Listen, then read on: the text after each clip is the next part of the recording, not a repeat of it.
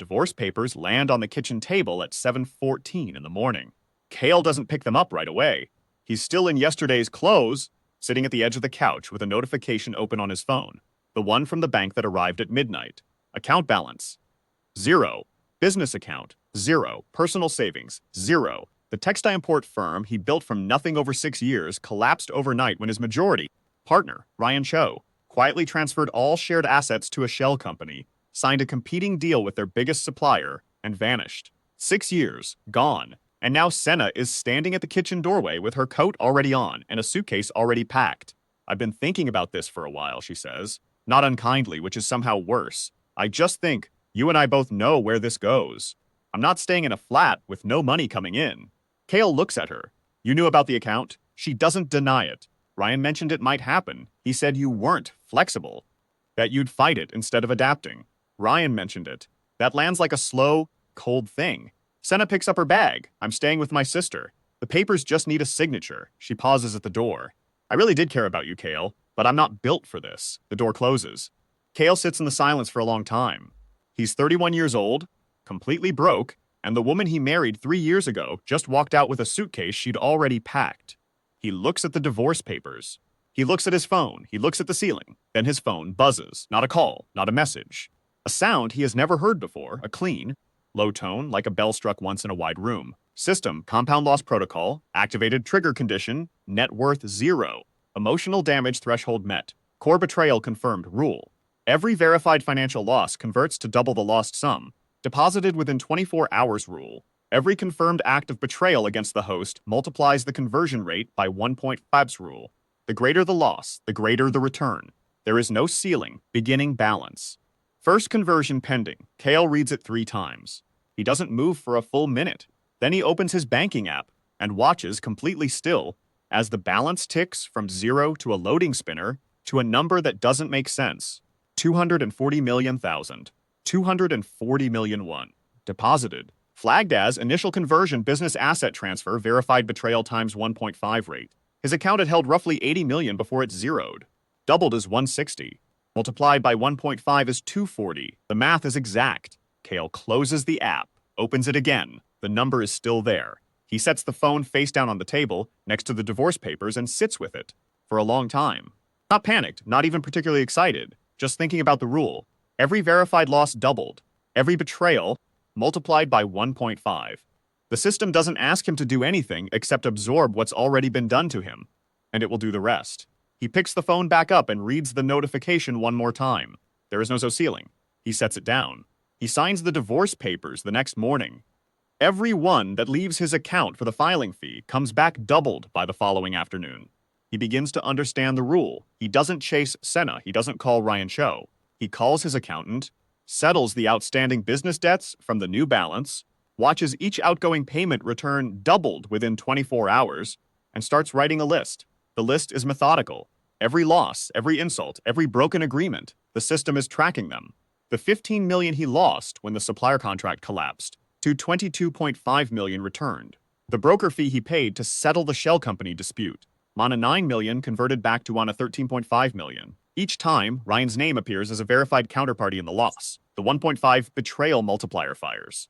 Within 3 weeks, Kael has Swana 1.4 billion in a clean, untouched account. He doesn't tell anyone. He keeps his old apartment, eats at the same cheap noodle shop near the bus stop, and wears the same 2 jackets. He looks exactly like a man who lost everything. And every day the system finds another loss to convert, another layer of damage Ryan Cho quietly caused. Legal fees, the blocked contracts, the supplier exclusivity that shut him out of the market for 12 months, and every day the number climbs. At 6 weeks, it hits mode 8 billion. Ryan Cho, meanwhile, has been moving fast. He has the supplier contracts, the client list, the warehouse infrastructure, everything he stripped from Kael. And he's rebranding it under a new import firm called Vanta Holdings. He invites the industry to a launch event in a glass tower downtown. He gives interviews. He calls Kael's business model outdated in one of them. The system logs the reputational damage. System, verified public defamation event, logged. Conversion pending, multiplier note. Subject Ryan Cho, designated primary betrayer. All verified losses linked to this subject apply times 1.5 rate. Current confirmed loss total from this source, 11.2 billion. By week 8, Kael has 19 billion. He picks up his phone and makes 2 calls. The first is to Director Oh Songmin at Harem Capital, the largest private equity group in the city. Kael had pitched them twice before the collapse and been turned away both times, not because his model was weak, but because he didn't have the asset base to anchor a deal. He remembers sitting in that glass lobby both times, watching the assistant carry his folder back out with a polite decline attached. He'd been turned away with a smile and shown a door. That's changed now. He schedules a meeting for the following week.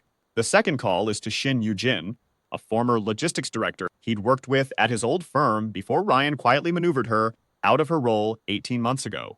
She'd been one of the best operational minds in the business. Ryan had wanted someone more flexible, which meant someone who wouldn't notice what was being moved and where. Yoo-jin had noticed. She'd been freelancing since, taking contract work at a fraction of what she was worth. Kael offers her the position of operations head at a starting salary that makes her go quiet on the phone for several seconds. Is this real, she asks. Meeting is Monday, Kael says. Bring whatever you need. The meeting with Director O lasts 40 minutes. Kael doesn't pitch. He shows a balance sheet, a 4-year projection, and a list of supplier contacts, the ones Ryan hadn't been able to lock under exclusivity because he'd moved too fast and missed the secondary tier. Director O reviews the sheet, reviews it again, and says, "You understand we passed on you twice." "I know," Kael says. "What changed?" "The asset base," Kael says, and slides the second page across the table. The deal closes in 11 days. Harem Capital anchors a $40 billion joint venture. Kael's firm, registered as Cora Logistics, takes the secondary tier supplier contracts in 6 categories Vanta Holdings missed. Within a month, Cora is processing orders Vanta can't fulfill because Vanta's infrastructure is older and more expensive than Ryan realized when he rushed the acquisition. The industry notices. The same trade magazines that quoted Ryan Cho on Kael's outdated model run a follow-up piece. The ghost supplier. Who is Cora Logistics? Kael doesn't do the interview. The system keeps running. Every legal fee from the ongoing asset recovery case against Ryan Cho's shell company converted times 1.5. Every market position Vanta Holdings undercuts Cora to win. Logged as a verified competitive loss, converted, return doubled. The more aggressively Ryan moves against him, the faster the numbers climb. At 4 months, Kael's personal net worth crosses smooth $100 billion. He buys the secondary tier supplier network outright. Not through Cora personally. He restructures the contract so Vanta Holdings suddenly finds itself locked out of 2 commodity categories it had built its quarterly projections. Ryan Cho calls 3 intermediaries asking to schedule a meeting. Kael's assistant tells them he's unavailable. He is, in fact, having lunch at the same noodle shop near the bus stop, eating the same 7,000 bowl he's eaten since his 20s. Senna calls on a Tuesday. He sees the name on the screen and lets it ring through to voicemail. She leaves a message. She's heard he's been doing well. She hopes there are no hard feelings. She'd like to have coffee. Her voice has a careful, lighter quality, the sound of someone who has done some research and is now recalibrating. He doesn't call back. She calls again Thursday. This time, he picks up. Not out of anger, not to say anything hurtful. He just listens to her voice for the first 30 seconds. She's saying something about how she'd been wrong about the situation, how she feels awful about the timing. And he says quietly, "I hope you're well, Senna."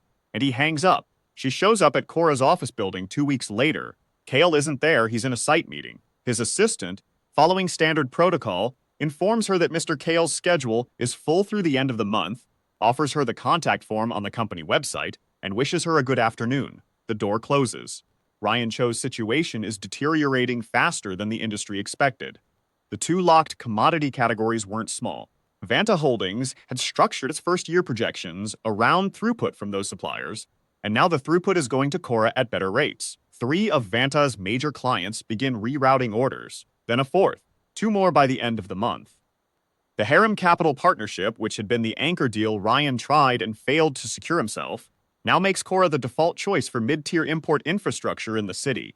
Ryan's investors get nervous. One by one, they call to renegotiate terms. There are meetings Kael hears about secondhand, frantic ones, long ones where Ryan apparently insists the situation is recoverable. The debt structure Ryan Cho took on to move fast, the same speed that looked like brilliant 6 months ago, now looks like overreach. Vanta's operating costs are running above projection, the pipeline is thinner than advertised, and the shell company trick that zeroed Kael's account has become a live legal liability as the asset recovery case builds. 3 journalists have now requested comment from Vanta on the shell company structure. Vanta's PR team issues a non-answer. The industry reads a non-answer correctly. By month 6, Vanta Holdings is in restructuring talks. The system logs the event. System. Primary betrayer, verified business, collapse. Cumulative loss chain, closed. Final conversion deposited. Kael is in his office when the notification arrives. He reads it once, sets the phone down, goes back to the proposal he was reading. The final deposit brings his personal balance to nowhere 143 billion. He doesn't throw a party, he doesn't make a statement. He expands Korra's operations into a third city, hires 40 people, and signs a new anchor deal with Director O for the next fiscal year. The story of his reversal spreads through the industry anyway, the way these things do, through assistants and logistics directors and mid-level brokers who know both sides and add up the timeline. Kael doesn't confirm or deny any of it. He answers questions with numbers and walks out of rooms when he's finished. Ryan Cho requests a formal meeting through a lawyer. He wants to settle the asset recovery case before it goes to a full hearing. He's willing, the letter says, to return a portion of the disputed assets. Kael's lawyer reads it and asks what he'd like to do. Tell him full restitution or we see him in court. Kael says. The case goes to hearing. Ryan Cho loses. Full restitution is ordered. The original 80 million in stripped assets, plus accrued damages. Kael accepts the payment, deposits it, and watches the system convert it one last time out of old habit. The number barely moves at this scale. He's eating at the noodle shop when the barrage of messages from Senna finally stops. He doesn't know exactly when the last one arrived. He didn't open them. His phone shows 23 unread messages in a thread he hasn't touched in 2 months, and he closes the notification and finishes his bowl. Outside, the city runs its usual noise. Office workers on lunch. A delivery truck idling at the corner. Someone arguing with a vending machine. Kael pays non-7,000, leaves the same tip he always leaves, and walks back to the office. The account sits at 143 billion. Korra Logistics has 3 city offices, a clean balance sheet, and a client roster that includes 4 of the top 10 import volume companies in the country. Director O has already floated the word expansion twice in the last month, each time in slightly more specific terms. The man who filed for divorce, the man who had nothing, who had 0, who sat in a silent apartment at 7 in the morning reading a bank, notification that confirmed he had lost everything. That man is gone. What replaced him walks into a glass building, takes the elevator to the top floor, and sits down to work. Nobody begs loudly in a boardroom. They just stop being invited into it. Ryan Cho is not invited. Senna is not invited. The system has nothing left to log. The account doesn't need to grow anymore. But it does anyway.